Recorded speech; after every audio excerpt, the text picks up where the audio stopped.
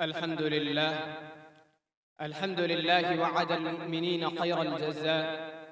أحمده سبحانه على السراء والضراء، وأشهد أن لا إله إلا الله وحده لا شريك له، وأشهد أن سيدنا محمدًا عبده ورسوله، أكمل المؤمنين إيمانًا فأعظم بخاتم الأنبياء.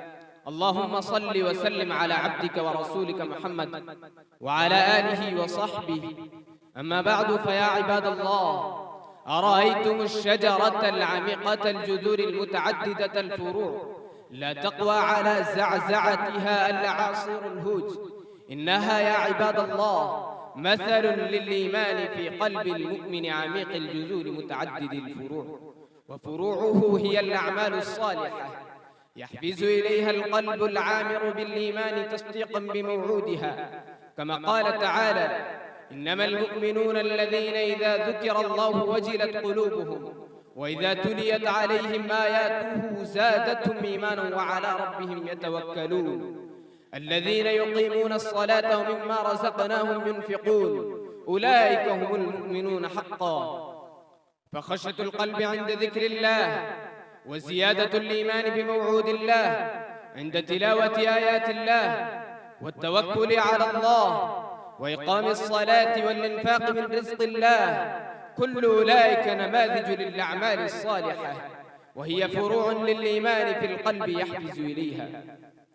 أيها السادة، أما إذا كان الإيمان مهزوزا بعامل من العوامل، وما أكثر العوامل لاهتزاز الإيمان في أعقاب الزمن لدى البعض، عندئذ لا يبقى للمرء حافز لعمل صالح يكون له أطيب الثمار في دنياه وعقباه، فإنه يغدو الإسلام مجرد دعوى ومزاعم، ويصبح هذا الصنف من مهزوز الإيمان عبيدا لشهواتهم تستبد بهم الأهواء وتتحكم فيهم. ويا لسوء عاقبة من استعبدته الشهوة واستبد به الهوى، إنه يغدو كغثاء السيل يكتسحه التيار فلا يبقى عليه.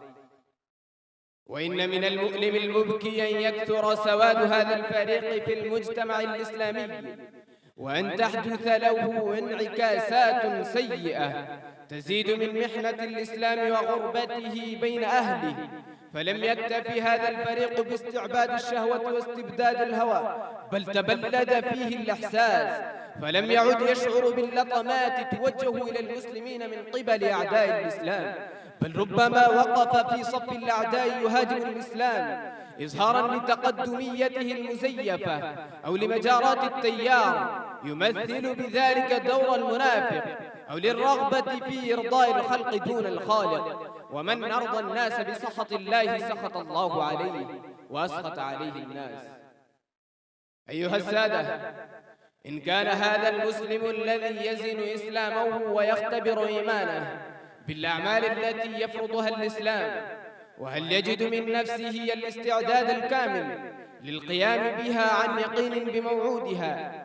فمثلا حين يقرأ قول الله تبارك وتعالى: إنما المؤمنون الذين آمنوا بالله ورسوله ثم لم يرتابوا وجاهدوا بأموالهم وأنفسهم في سبيل الله، يطبق هذا الوصف على نفسه وينظر هل كان إيمانه بالله ورسوله دون شك أو ارتياب، فيعبد الله وحده ويكفر بما يعبد من دونه من الطواغيت في أي وضع للطواغيت، ويصدق أن محمدًا رسول الله أرسله بالهدى ودين الحق لا رسول بعده، وأن جهاد أعداء الله سواء كانوا شيوعيين أم يهوداً ومستعمرين فريضة عليه، يبذل فيه نفسه ومال دون تقاعس أو امتحان للأعذار، كما قال تعالى: انفروا خفافا وثقالا وجاهدوا بأموالكم وأنفسكم في سبيل الله ذلكم خير لكم إن كنتم تعلمون.